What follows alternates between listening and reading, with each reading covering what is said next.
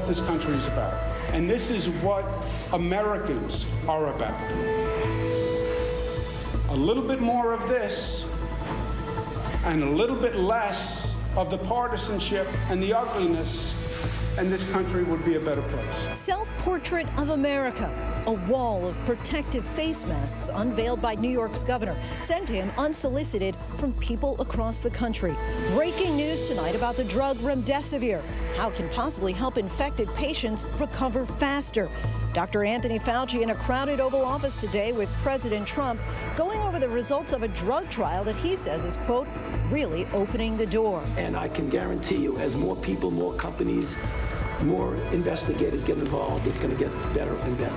The Philadelphia woman who's single-handedly shaking up the notion of who can get a COVID-19 test. And the Red Cross with a new concern about the pandemic's impact on African-American blood donations and what that shortage means for sickle cell patients. Stepping forward, the woman who says Joe Biden sexually assaulted her at his Senate office in 1993, an allegation his campaign vehemently denies. Stop, stop, stop. New video of a white police officer violently detaining a black 14-year-old. Former presidential candidate and prosecutor Senator Kamala Harris calls it a horrific abuse of power as the video goes viral. And boomtowns going bust as the price of oil dips to historic lows. Good evening, everyone, and thanks so much for streaming with us. I'm Lindsay Davis. A sobering reality check tonight. The coronavirus has now killed more Americans than the Vietnam War. More than 60,000 deaths in the U.S. due to COVID-19. Here in New York, the number of hospitalizations is slowly declining, but in just 24 hours, 330 people have died. In Illinois, cases there still rising. In 6 out of the past 7 days, more than 2,000 new cases each day. In Miami-Dade County in Florida, however, parks and golf courses back open for business. But we begin tonight with the remarkable disparity that exists in this country, both racially and economically. Earlier this week, the governor of Pennsylvania called for more testing for minority and vulnerable populations. While major health institutions have not yet succeeded in doing that, one woman in Philadelphia is taking on the task and taking the tests to the streets. It's fitting that you can find Dr. Ayla Stanford at church. No, she's not a pastor, though some have called her a saint. And many here in Philadelphia will tell you she's doing God's work. Hallelujah, that God made a way. Gwen Carter is about to be tested for COVID-19. I'm deeply grateful, whatever the outcome of this test may be. You wouldn't know it if you wasn't here to do it. So far, Dr. Stanford has tested more than 1,500 people in the city of brotherly love and counting. How was it? Beautiful. Oh, okay, I'll take it. No referrals, no car, no money, no problem. Here in her hometown of Philadelphia, blacks make up the majority of the population and nearly half of the coronavirus cases. So many of us are face-front employees at the grocery stores and the post office and driving the buses and cleaning the hospital or working in the hospital. So we don't have an option to work from home. While many are talking about how COVID-19 disproportionately sickens and kills those in black and brown communities, Dr. Stanford is taking action. I just couldn't be part of another town hall meeting or watch another webinar or talk about how pervasive the social determinants of health are and not do anything. So she rented a van. As a pediatric surgeon in private practice, she already had access to some tests and PPE. I had some gowns and masks and gloves and things like that. Then I reached out to 2 doctors who I know and trust implicitly and asked if they would come along. They said yes. And then we had some medical students from Philadelphia College of Osteopathic Medicine that wanted to join up, and we got our team together. So it took literally 48 hours to get it together. Her husband got in the driver's seat, and they hit the streets. So you went old school. You started making house calls. Yeah, absolutely. We went to the people. And just like that, the Black Doctors COVID-19 Consortium was born, a group of medical professionals who assemble in church parking lots with protective gear and highly coveted coronavirus tests. We basically set up like a triage unit, if you will.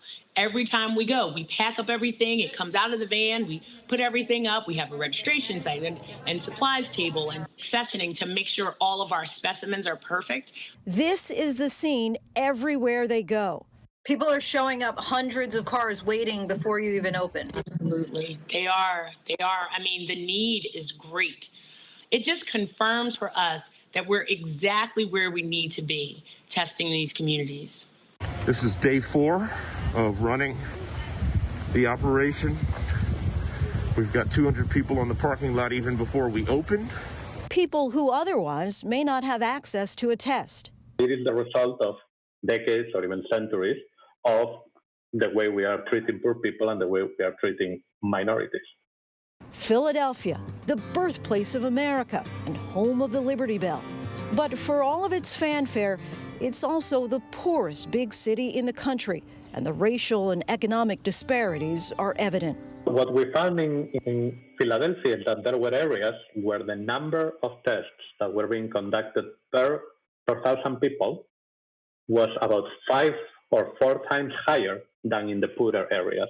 Dr. Usama Bilal, an epidemiologist at Drexel University, tracked who's getting tested here by zip code.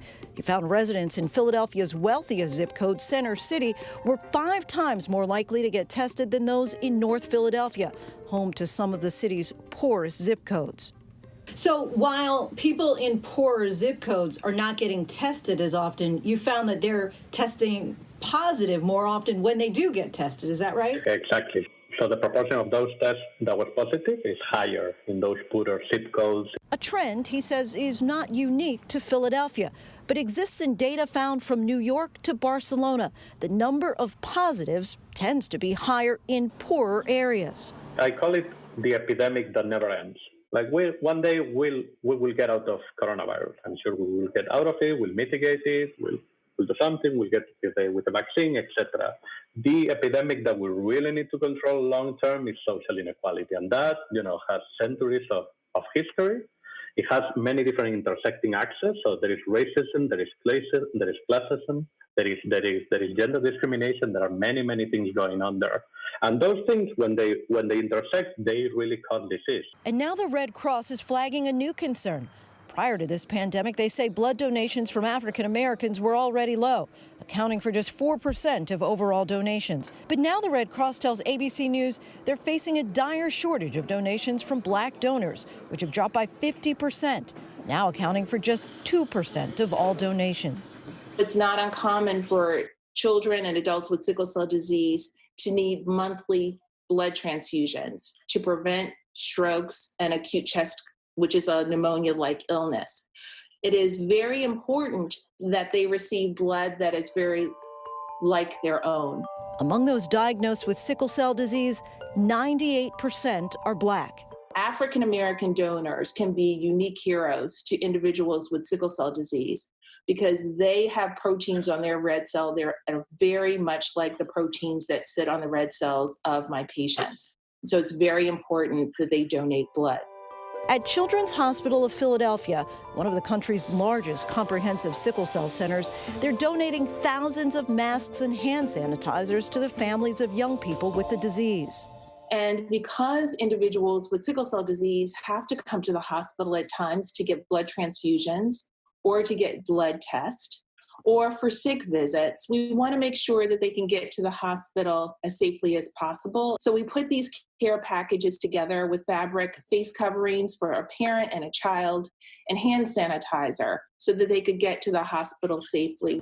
Meanwhile, Dr. Stanford is hoping her work out in the community will prevent some from having to make a trip to the hospital by early detection and limiting the spread.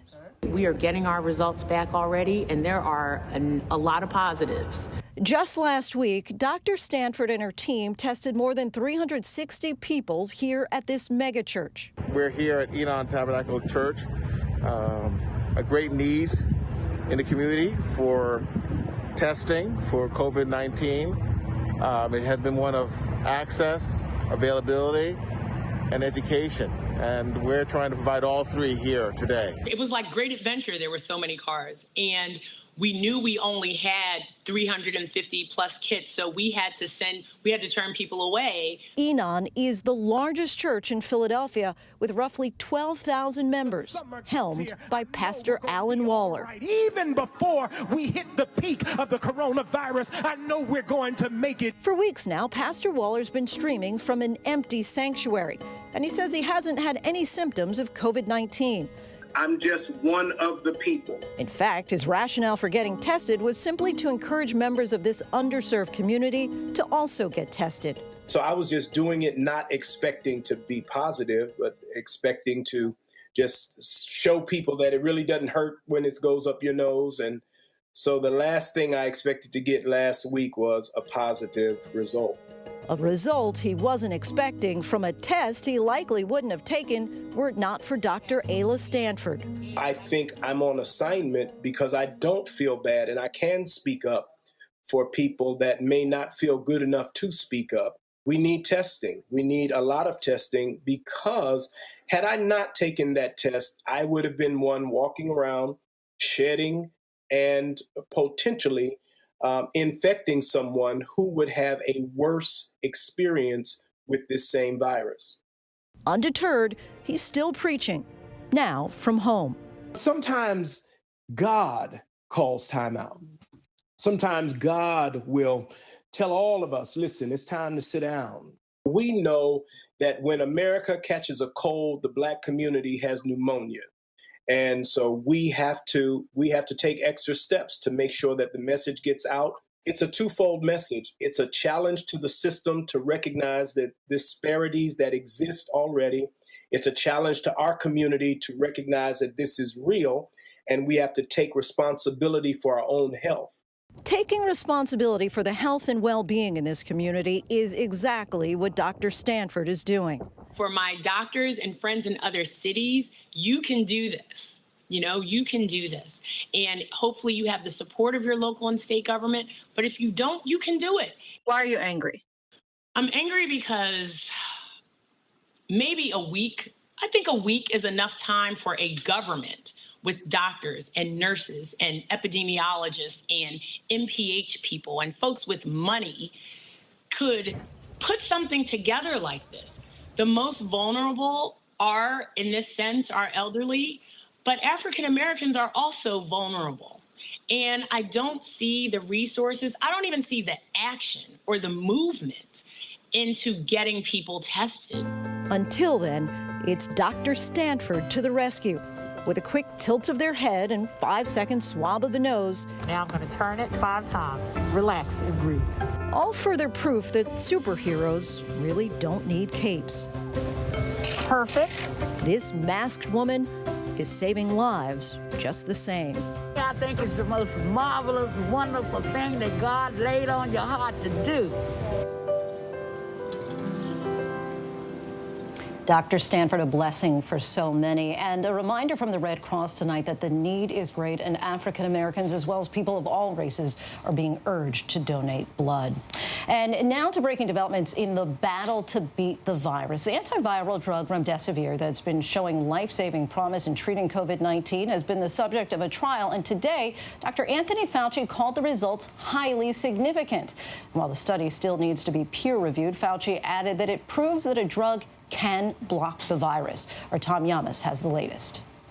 Tonight, fresh hope in the fight against coronavirus. The country's top infectious disease doctor, Anthony Fauci, announcing at the White House early trial results of the drug treatment remdesivir shows promise. The data shows that remdesivir has a clear-cut, significant positive effect in diminishing the time to recovery.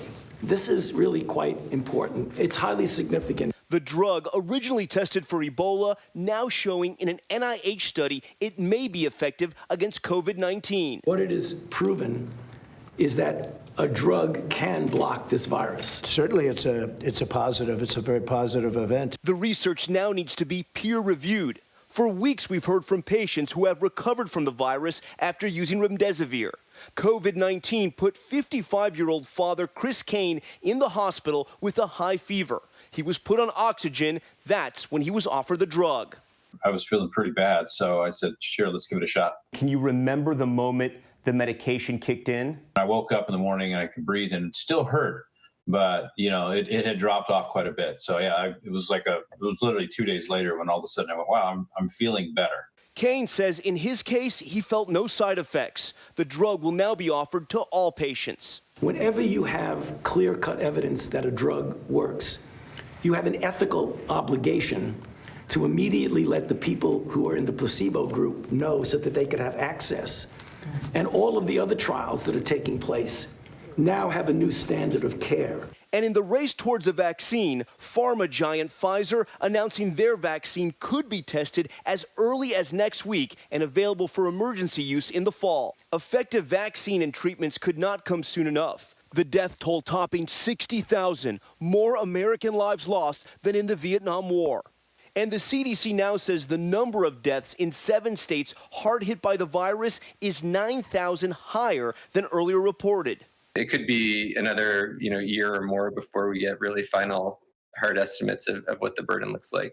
States now figuring out how to safely reopen. 11 states have already eased restrictions. 7 more states will by the end of the week. And tonight in New York, a grim reminder of the devastating toll. The streets around this Brooklyn funeral home closed after neighbors complained about a stench from bodies stored in trailers. The funeral director saying they have run out of space. This as city officials in New York are urging residents to practice social distancing after crowds gathered to watch the Blue Angels and Thunderbirds fly over. And overnight, mourners packed the streets of Brooklyn for an Orthodox Jewish funeral. The mayor warning they could make arrests. We have to understand what it means to hold a large gathering in New York City today. It means, unfortunately, that people who go to that gathering, some will be sick with this disease. It's just a fact. Every day, 1,000 New Yorkers are still pouring into hospitals. We don't want to see 1,000 new cases every day. We'd like to see that in the low hundreds. Still, weary doctors and nurses celebrating every victory against this disease. I am a coronavirus survivor, and thanks for everybody that saved my life. And I'm going home today. 75-year-old Sonia Atia was put on a ventilator at Mount Sinai, Queens. She came to us initially with shortness of breath. She could barely breathe. On her granddaughter's 6th birthday, after 2 weeks, Sonia wheeled out of that hospital to Cheers, able to head home to reunite with her family.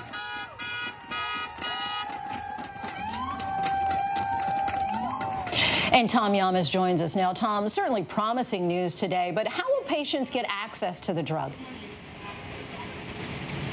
Right, Lindsay. Well, it's available to patients in hospitals. The makers of the drug say they hope to meet and exceed their production goals. We're talking about more than 100,000 medical treatment courses by May, more than 500,000 by October. Medical experts we spoke to say those are very encouraging numbers. And the patient we spoke to today tells us that he received the drug via an IV every day. Lindsay, he said it was like his morning coffee.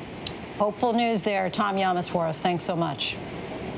And turning now to the economy, a new report out today estimates that in the first quarter this year, the GDP shrank by 4.8%. That's the largest decline in the economy since the Great Recession in 2008.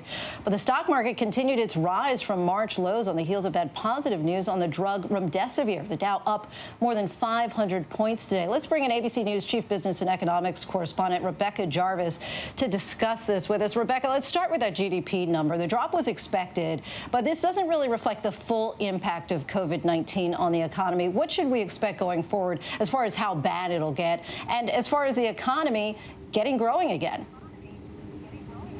Well, what's really stunning about this number, Lindsay, is that it was actually even worse than some had anticipated, and it really only accounts for a couple weeks worth of the statewide shutdowns that we've seen across the country, because it goes from January to March, and really only a few of those weeks are accounted for in that 4.8% decline in the overall economy for the U.S. The second quarter, which is the one that we're in right now, by many predictions, will decline by more more than 20%. And the big question is not so much even how much of a decline we see right now, but how much of an increase we see in the third quarter, which comes after all of this. And the reason being that right now we know with business basically grinded to a halt across most of the country, that number is going to come down more. The question is, how quickly do things get back up and running, and how many people? We know that 26 million people laid off over the course of 4 weeks during this crisis. How many of those people get their jobs back quickly? And there are analysts that anticipate that it's going to be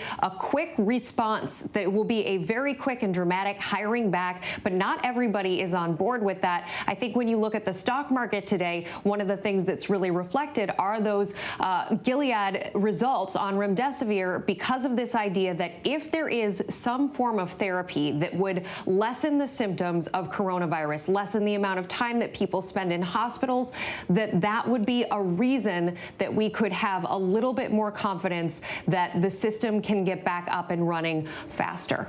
And the Federal Reserve signaled today that it will keep interest rates near zero. But beyond any economic policy, is it fair to say that the economy is entirely tied to us getting this virus under control?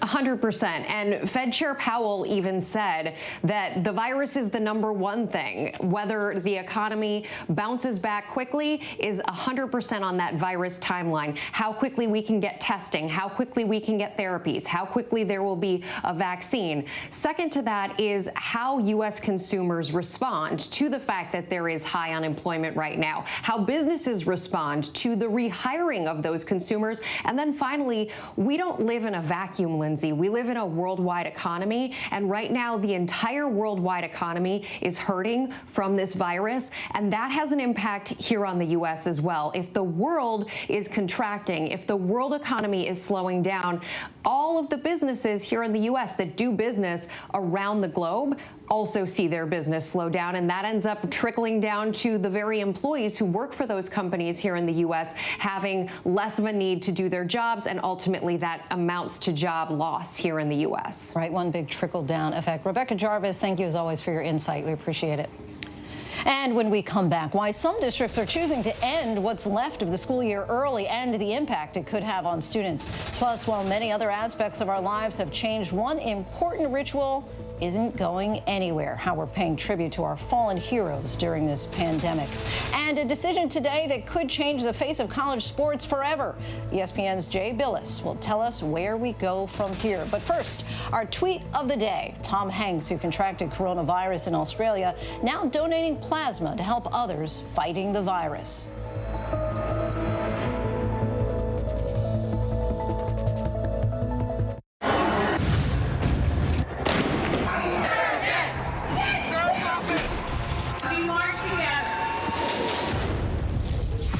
The most powerful stories of our time, anytime. Nightline. Your mom said, comb your hair.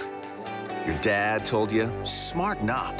Your dog is judging you right now. And your best friend just called you crazy. We all need someone who'll pull no punches and give it to us straight. Now imagine getting your news like that. No bull, no spin, just give it to me straight. Straightforward news, straight to the heart of the story. ABC News, straightforward. The Americans here on the ground and the Iraqis. 18,000 tons. Patatas. Ismail? David. Over ground zero from Hurricane Michael. You can see just home after home. David, nice to meet you. This was your view. My favorite view. Thank you very much. Thank you. Good morning, sunshine. Good morning. Good morning. Oh, I'm grateful you woke up this morning. Good morning, sunshine. Good morning, sunshine. We've been waiting for you. Say good morning. Good morning, sunshine. In America. Say good morning. I want you to wake me up. Right now, How do you make sense of it all? Now, afternoons on ABC, one place with the good information you need. We are all in this together, and we're going to get through this together. Pandemic, what you need to know. Afternoons at 1 Eastern, 12 Central and Pacific on ABC. Welcome back. Tonight, disturbing new video of an officer taking down a 14-year-old. Take a look. Bro, stop, bro. What's your password? What's your... Stop, Josh, stop. This video gained traction online and spurred an investigation. That's an officer in Rancho Cordova, California, forcefully holding the teen to the ground and ultimately punching him.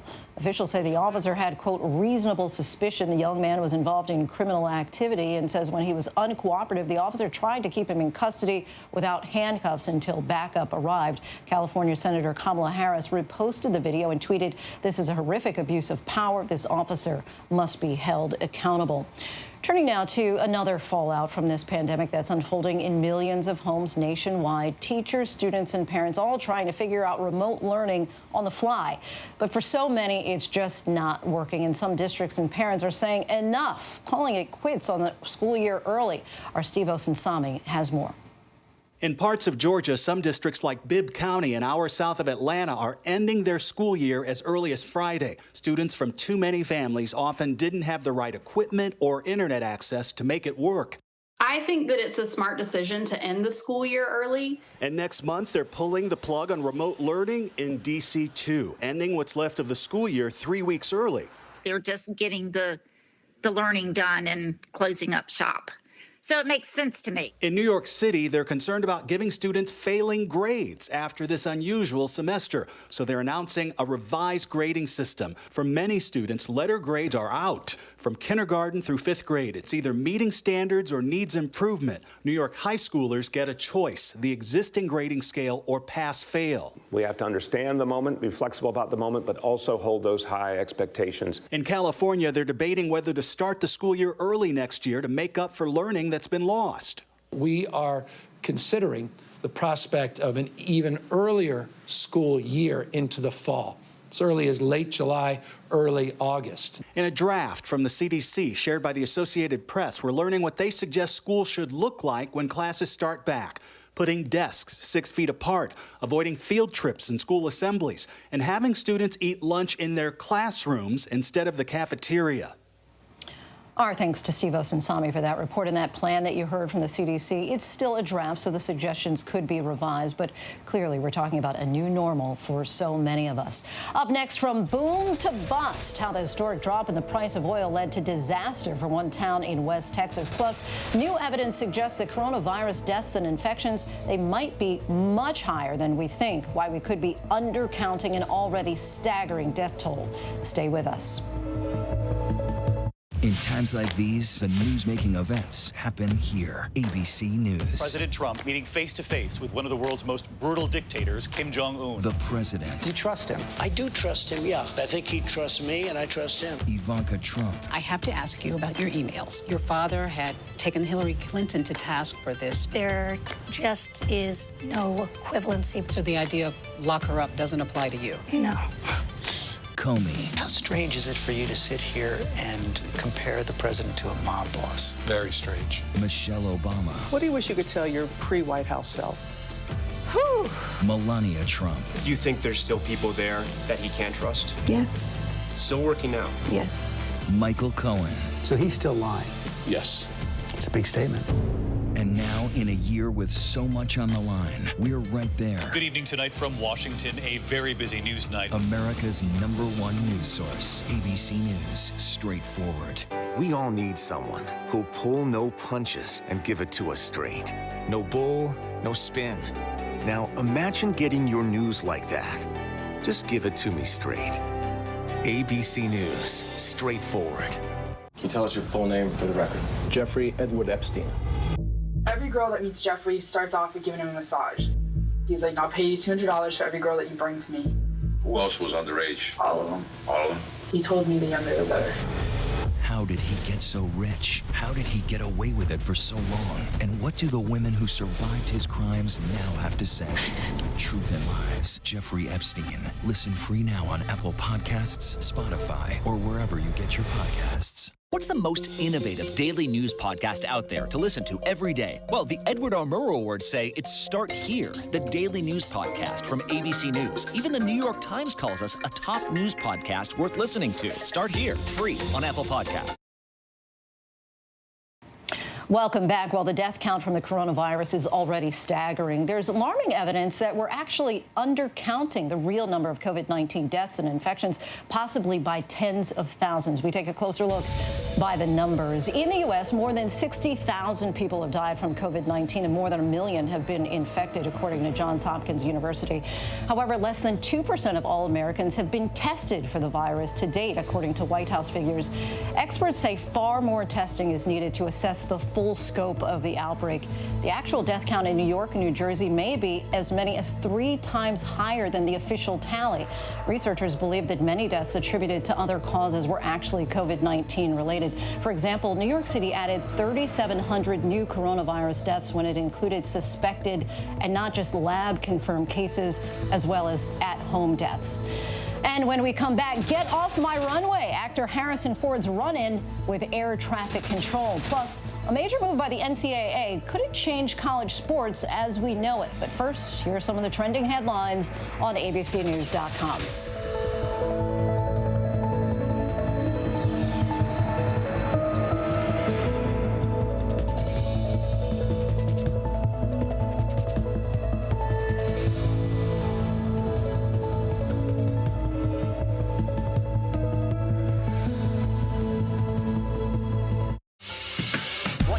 Right now, this is part of the eye wall. This procession of migrants goes back 2 miles. There is going to be catastrophic damage. This fire has made a run. You can see those flames shooting up into the sky. We are on the jam-packed red carpet. To the right, guys. So this is the 4th weekend of protest.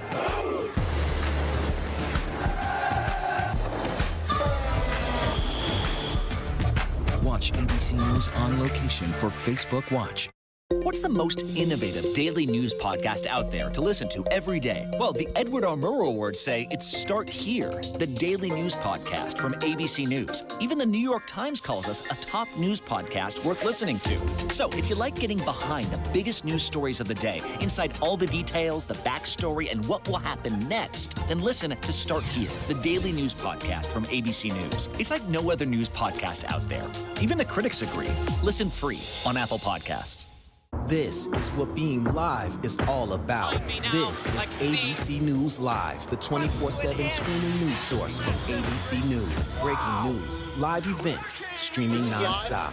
Original breakthrough storytelling from ABC News, National Geographic, ESPN, and it's all designed differently for you to stream straight to any screen whenever you want. ABC News Live. Streaming everywhere, right to you. ABC News Live. It's that easy to go there. The Americans here on the ground and the Iraqis, 18,000 tons. Patatas. Ismail? David. Over ground zero from Hurricane Michael. You can see just home after home. David, nice to meet you. This was your view. My favorite view. Thank you very much.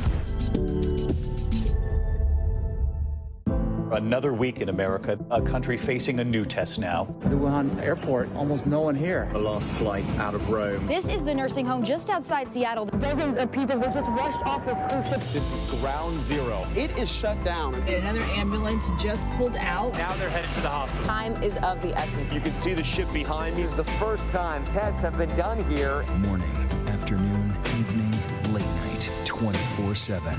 ABC News. There for you.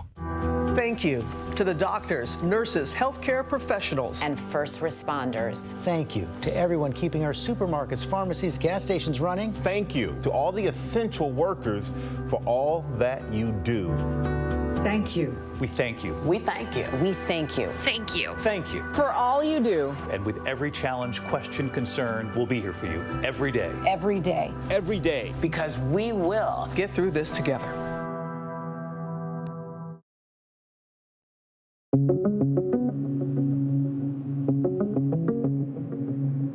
The FDA is moving to reauthorize emergency use of a coronavirus treatment using the drug remdesivir. That after a government-run trial of the drug had good initial results. Dr. Anthony Fauci at the White House today says it is good news, saying he's cautiously optimistic. Looking forward, this is very optimistic. Delivered through an IV, it was created to fight Ebola and is known to have few side effects. The data shows that remdesivir has a clear-cut, significant positive effect in diminishing the time to recovery. It is a very important proof of concept because what it is proven is that a drug can block this virus. However, experts caution these are early results and it's not a miracle cure. That announcement as the U.S. death toll from COVID-19 approached 60,000, and ABC News has learned the nationwide death toll could be double that because of complications in determining causes of deaths. And states are still fighting to ramp up testing as they weigh the decision to reopen. New York Governor Andrew Cuomo still pushing for federal help,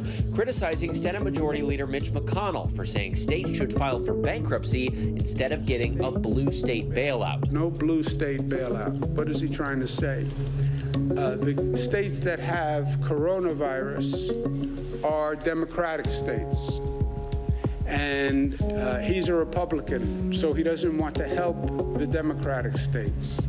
With states still under stay-at-home orders or moving towards phased-in reopenings, President Trump at the White House today says he thinks once the cases of coronavirus are down and states open up, the economy will be on the upswing. In the first 3 months of this year, the nation's economy shrank by an annual rate of 4.8%. The Federal Reserve Board says it will keep interest rates unchanged for the time being. Rates are between 0 and 0.25%. Harrison Ford under investigation by the FAA. Authorities say the actor and pilot was involved in a runway incursion at Hawthorne Airport in L.A., misunderstanding the air traffic controller, taxiing across the runway as another plane was taking off. Get across that runway now. I told you to hold short. You need to listen up. Excuse me, sir. I thought exactly the opposite. I'm terribly sorry. The two planes were never close. Ford has had several incidents while flying, including a forced landing on a golf course in 2015. British Prime Minister Boris Johnson announced the birth of his baby boy with his fiancée Carrie Simmons. Johnson went back to work on Monday after recovering from COVID-19. Whatever differences we have in this House, Mr. Speaker, as human beings, I think we all recognise the anxiety that the Prime Minister and Carrie must have gone through in these past few weeks. Unimaginable anxiety. Tonight, we're taking a closer look at a part of the country suffering a one-two punch in the middle of this pandemic. America's oil fields. We've reported on the historic drop in crude oil prices. At one point, the price fell to a shocking negative $37 a barrel. But beyond the numbers, the collapse in oil has had devastating consequences for so many people whose livelihoods are now in jeopardy. ABC's Marcus Moore brings us this story of the hard-hit area trying to cope with the fallout. By the time the sun rises over West Texas, many of the pump jacks that dot the bare terrain have already been working overnight.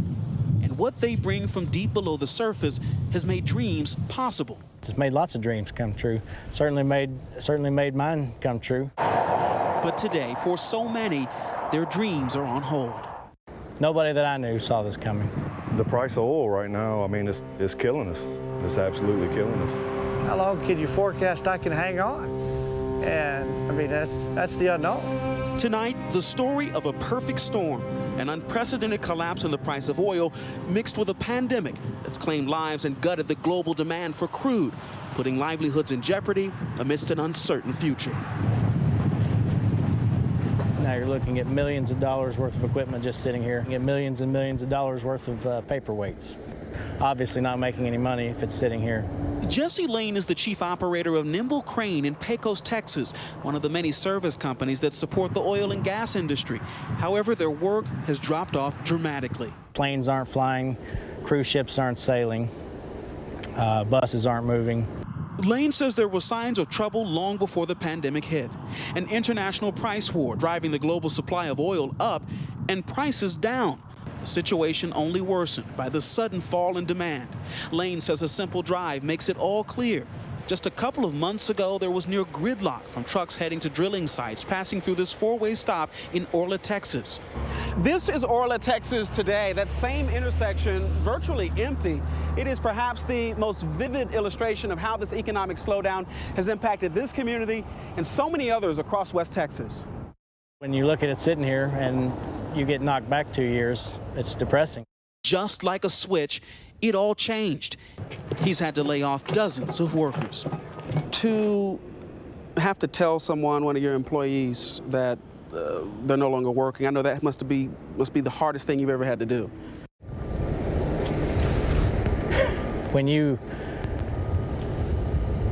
The guys that work here, they know when it's busy, they know when it's slow. So when you call somebody into your office when it's slow, they know that's probably what's happening. And when you have to tell them that they have to go home with no job, it's very, very tough. Very, very tough. Toughest thing I do. We have no choice but things to go up. Mike Bowman is a crane operator. He's one of the few still employed. He travels back and forth between West Texas and Alabama, staying in a small camper on company property.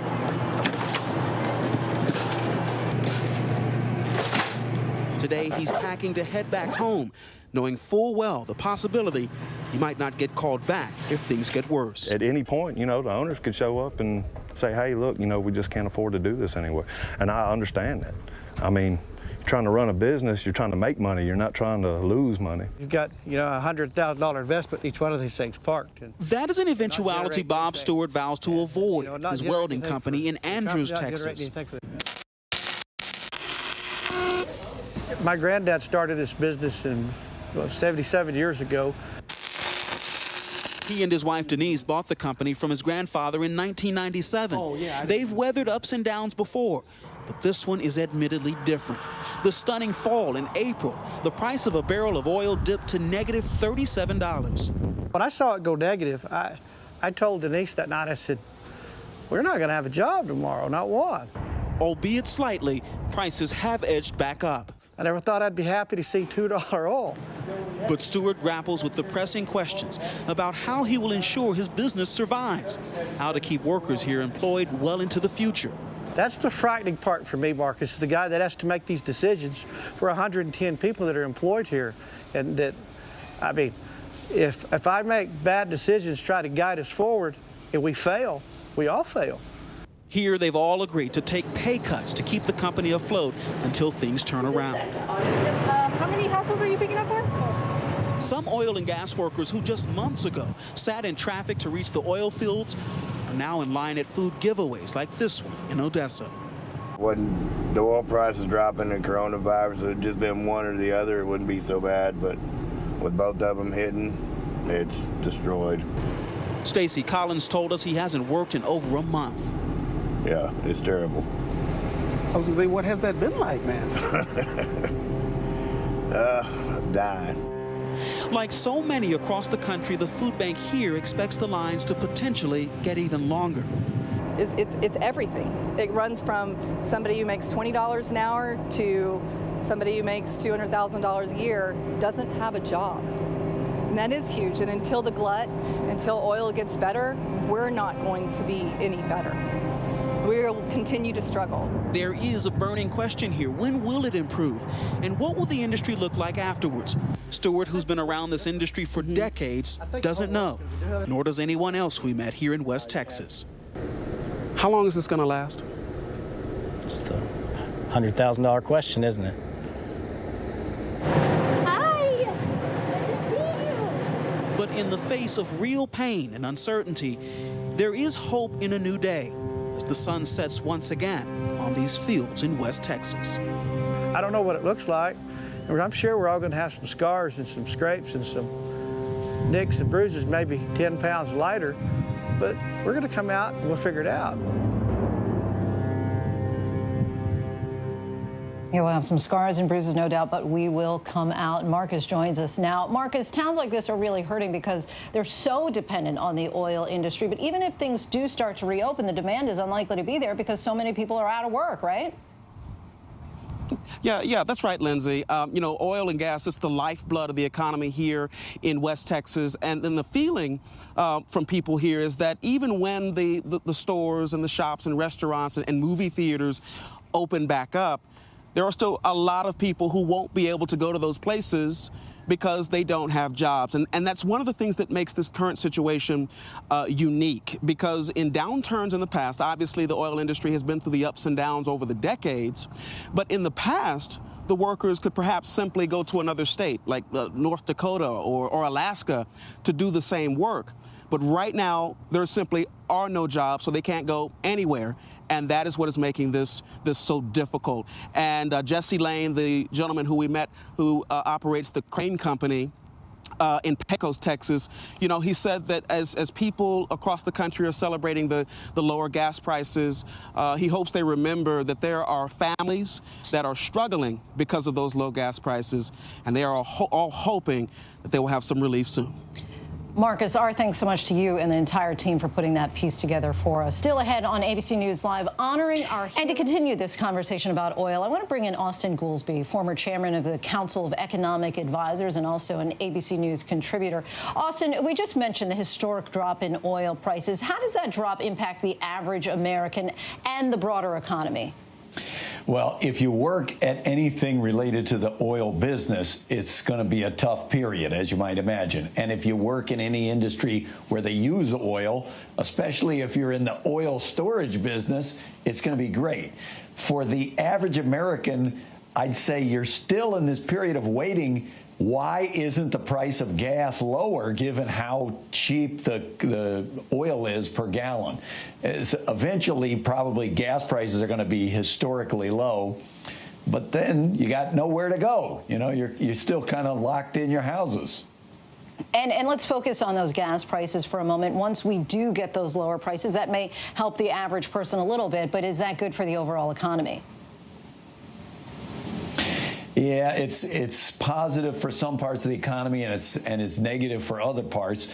In the old days, you know, the 70s, the 80s, when we had these big oil shocks, the price of oil went up, caused a big recession. So there are a lot of people who would look and say, well, if the price of oil goes down that much, maybe we'll get a boom.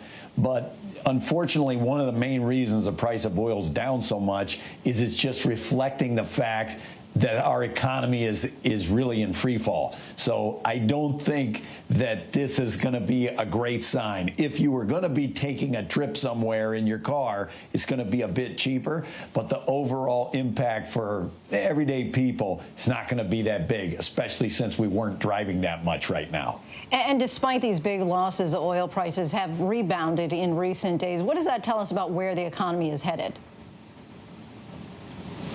Well, hopefully it's a sign that we're going to get some pickup. I think the price of oil futures for oil you're going to deliver in May was literally a negative number. And that was strange to say the least, but it was because all the storage is full. There's no place to put the oil. So people said, how much will you charge me for a barrel of oil? They say, you got to pay me to take it, because where am I going to put it? I think the fact that prices are going up a bit is a sign maybe there's a little bit of capacity opening up in storage, but the price of oil is really low. So the puzzle is more, why is it not getting to the consumers, and how long is it going to take to show up at the pump? Right, because when I see that negative territory, I'm actually expecting you're going to like pay me to put gas in my car. I don't know where the lag is there, but hopefully we'll see it at some point. Austin Goolsbee, thanks so much for your time. Thank you. Turning now to some news in the world of sports. The NCAA is moving toward a plan that would allow college athletes to finally earn money from endorsements and to cash in on their name, image, and likeness. So let's bring in ESPN college basketball analyst Jay Bilas for more on this. Jay, thanks so much for talking with us. My pleasure. Good to be with you. So there's still a lot that has to be worked out to make this official, but just explain to us what this rule change would potentially allow and what restrictions there would be on college athletes earning money. Well, first, these are just recommendations that were made by a working group that was chaired by Val Ackerman and Gene Smith of the Big East and Ohio State, respectively. And it's in large measure a departure for the NCAA to allow athletes to benefit monetarily in any way beyond their expenses, their scholarship and a small stipend. So on one hand, this is quite a step forward for the NCAA to allow players to monetize their name, image, and likeness in any form, when for years they have said that it would professionalize athletes, it would make them employees of the university. But then when you look at it in the context of sort of this multi-billion-dollar industry, the NCAA has clung to amateurism for since 1906.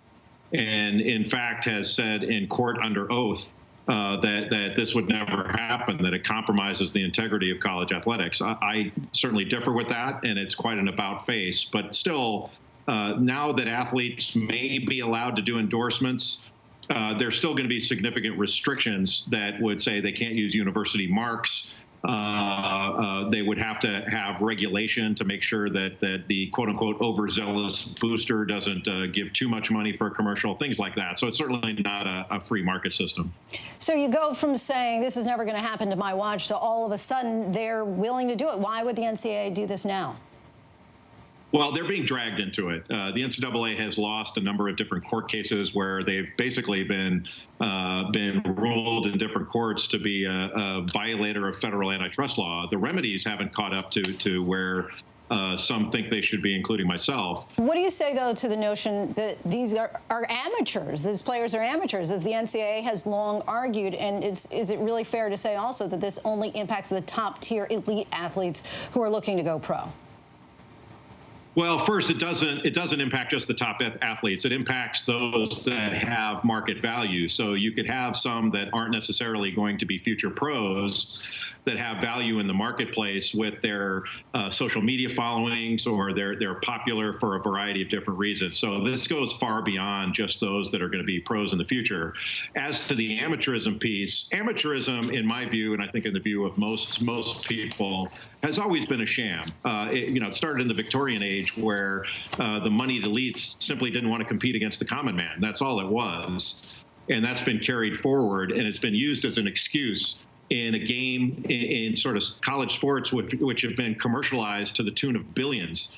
And the players for decades have been walking billboards where they're wearing, university-sponsored apparel that the universities and the coaches are being paid by a shoe company, and they're forced to wear this apparel without any compensation.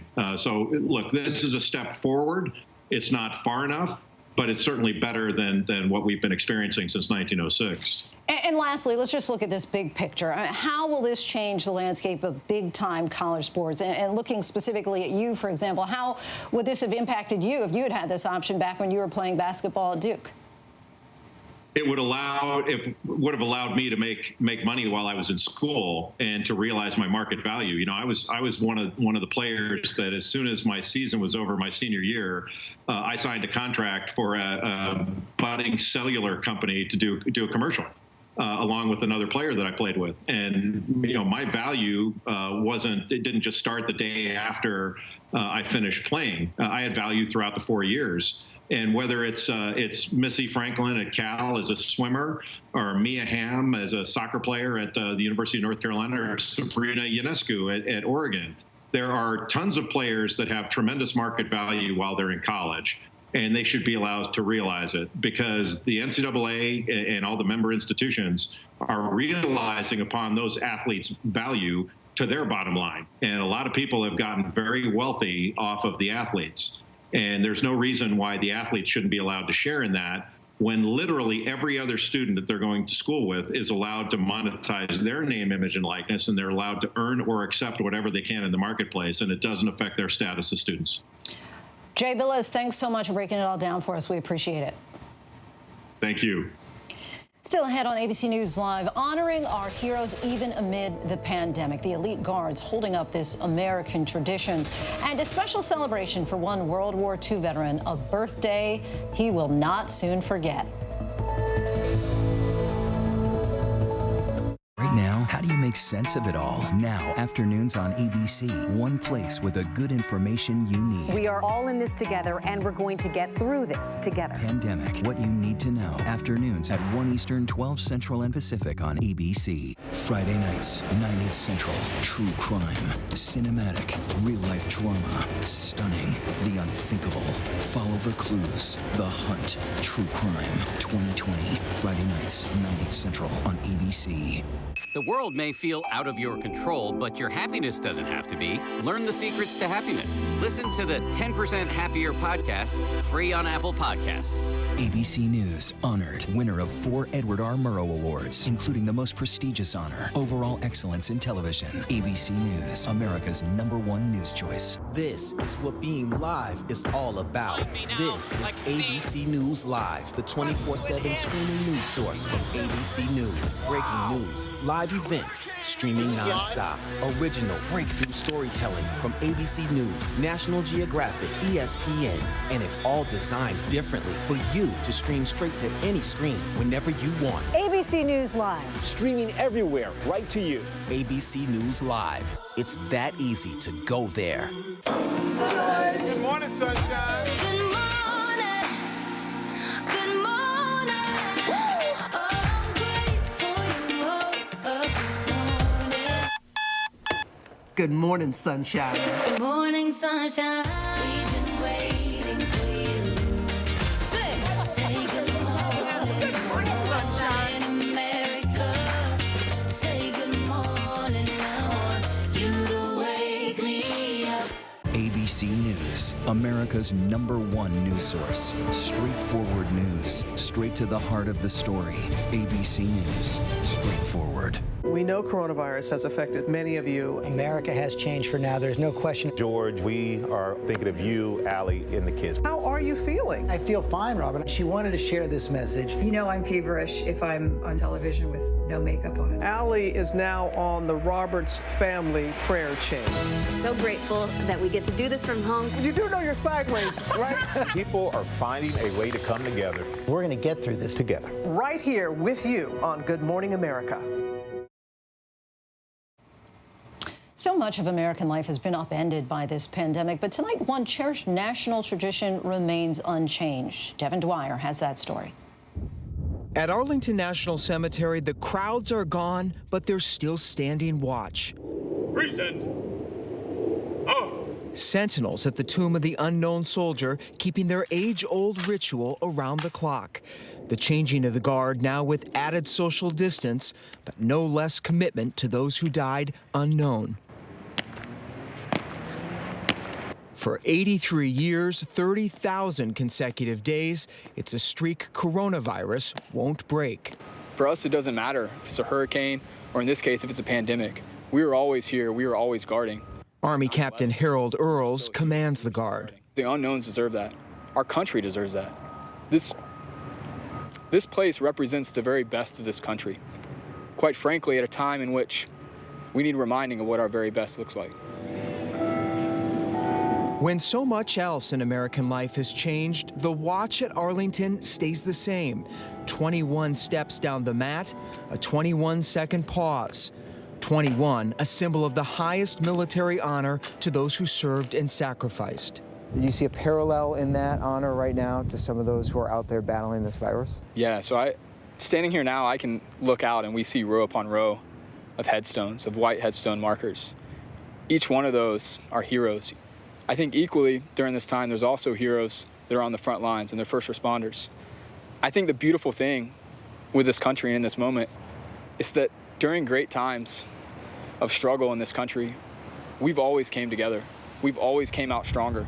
The military's old guard showcasing American strength at a time of national crisis. The soldiers, for the first time, wearing masks in their quarters, but taking no shortcuts in their attention to detail. During the ceremony, inspection of the uniform, once an in-your-face affair, now done from a distance.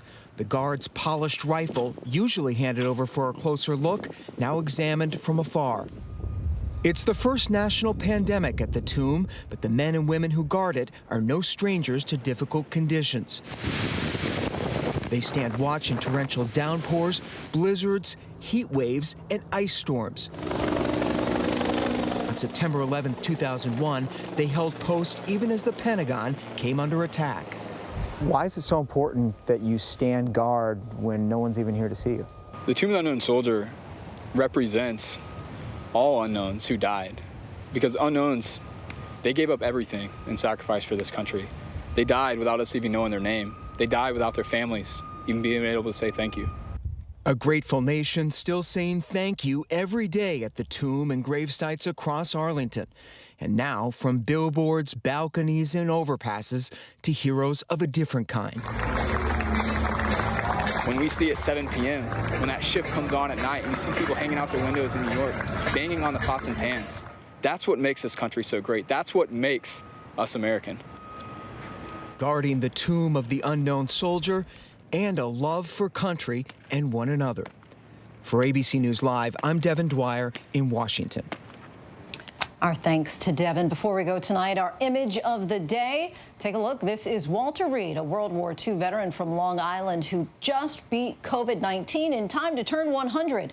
Walter says the key to longevity is to be nice to your fellow man and treat them right. Some sound advice there. And that is our show for this hour. I'm Lindsay Davis. Thanks so much for streaming with us. Good night.